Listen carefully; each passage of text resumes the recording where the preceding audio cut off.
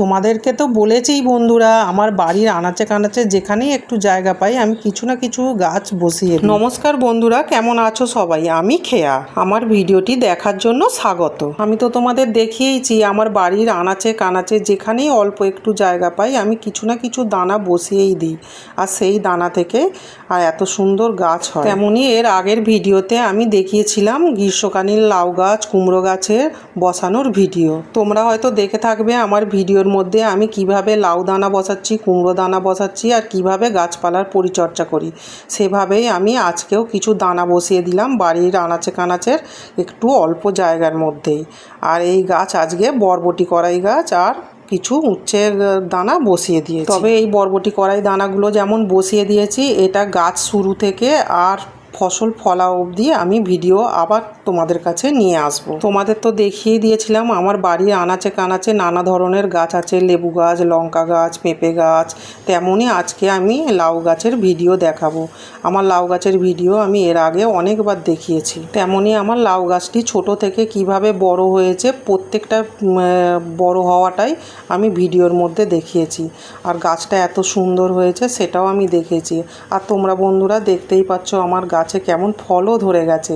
আর আমার ভিডিওটা পুরো আমি সেভাবেই দেখিয়েছি, লাউ গাছের দানা থেকে পরিচর্যা সমস্তটাই দেখিয়েছি। আর এইসব পরিচর্যা যতটা পারি আমি ফ্রিতেই করার চেষ্টা করি।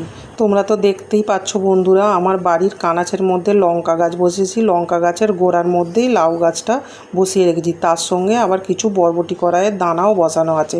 আর আমার তো জায়গা ভীষণ শর্ট, এইভাবেই আমি গাছপালা করার চেষ্টা করি। আর দেওয়ালের গায়ে গাছগুলো বসানো আছে। আর গাছেতে যেমন এই দেখো বরবটি কড়াইগুলো কত সুন্দর হয়ে আছে। আর ওই লাউ গাছের গোড়াতেই আমার বরবটি কড়াই গাছটা বসানো আছে। তার গোড়াতে বেগুন গাছ আছে।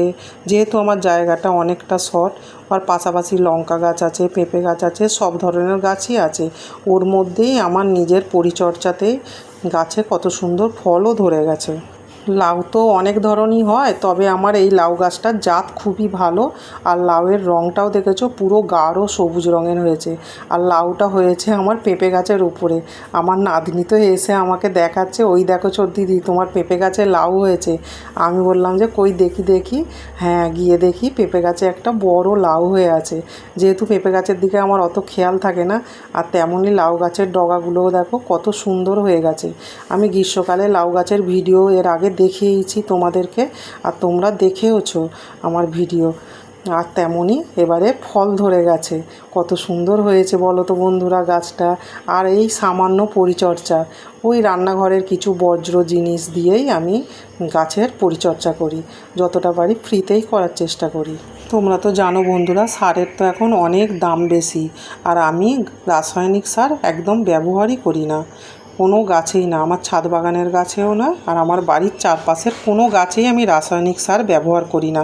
যতটা পারি ওই রান্নাঘরের বজ্র জিনিস, যেগুলো ফেলে দেওয়ার জিনিস, এগুলো লিকুইড করেও দিই আর গুঁড়ো করেও দিই, এবং সবজির খোসা তাও গাছের গোড়ায় দিই।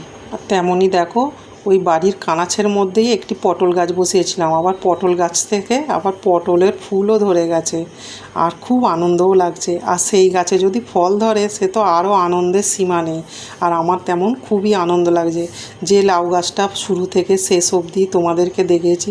আর সেই লাউ গাছের যদি লাউ হয় তাহলে কতটা আনন্দ লাগে বলো তো বন্ধুরা। আমার ভিডিওটি কেমন লাগছে বন্ধুরা? আমার ভিডিওটি যদি ভালো লাগে একটু লাইক, কমেন্ট, একটু সাবস্ক্রাইব করে পাশে থাকবে, কারণ তোমাদের সাপোর্টেই তো একটু এগিয়ে যাওয়ার চেষ্টা করি। আমার ভিডিওটি ভালো লাগলেও বলবে, খারাপ লাগলেও বলবে। তোমরা আমার আগের ভিডিওগুলো একটু ফলো করলে দেখতে পাবে আমি লাউ গাছের কিভাবে পরিচর্যা করছি।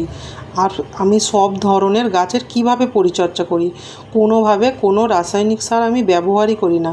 আর এইটা পিওর পুরো টাটকা। তবে এরম সারবিহীন টাটকা সবজি স্বাস্থ্যের পক্ষেই তো ভালো, তাই না বন্ধুরা? গ্রীষ্মকালে এই প্রথম লাউ কাটলাম। ভালো থাকবে, সুস্থ থাকবে, স্বাস্থ্য সচেতন থাকবে। টাটা।